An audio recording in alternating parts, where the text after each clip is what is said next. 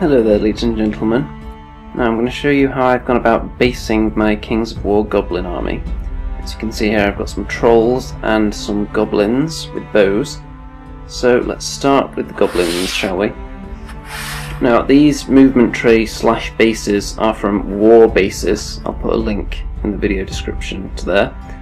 And what you can do is order the right size of tray, and then you can tell them how many holes you want to put in it, depending how many Kings of War models you want to slot into them, so you don't have to mess about cutting the round tabs off underneath the models. They just slot straight in there.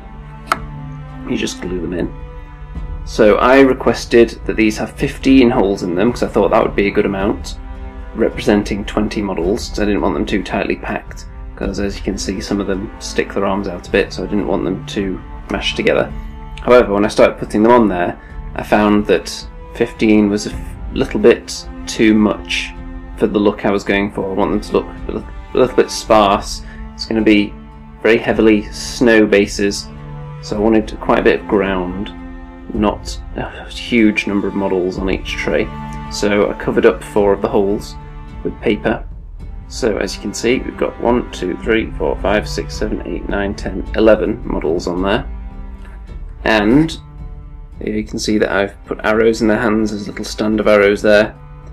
The arrows and the little stand of arrows there, I believe they're from the old GW Goblin set, and the arrows on their backs are just from this kit, Kings of War Goblins. But I didn't put them on all of them. You don't get enough to go on every single model, so I just spread them out randomly so a few of them have them. I think it's going to look quite juicy when they're finished.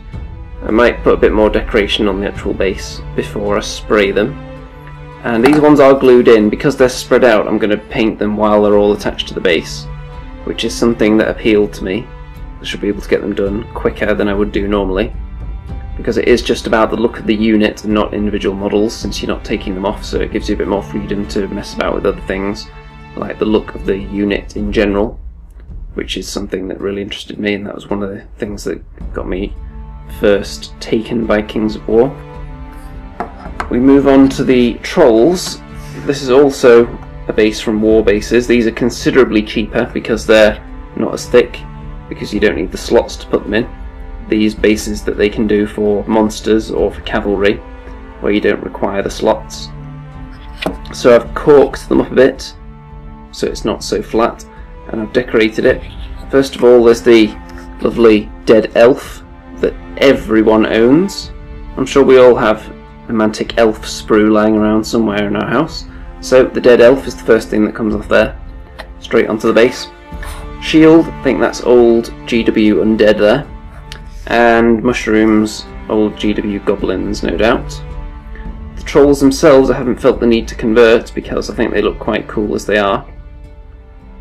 Maybe if I get more in the future I'll mess with them a little bit, so I've got some variation. There are supposed to be 3 on a base, but I thought that looked really crowded when I was trying to fit them on there. And it was really a bit too much, I think, for this size of base, so I just put 2 on, and I've got another one now. So maybe I could make more in the future when I get the next batch, or maybe I'll stick him on someone else's base as decoration. We'll see.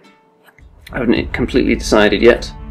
So I think these look quite tasty. I think these are going to look really nice when they're painted. The colour scheme I'm thinking for this army is, well, I told you they're going to be on snow bases. There's going to be a lot of white there.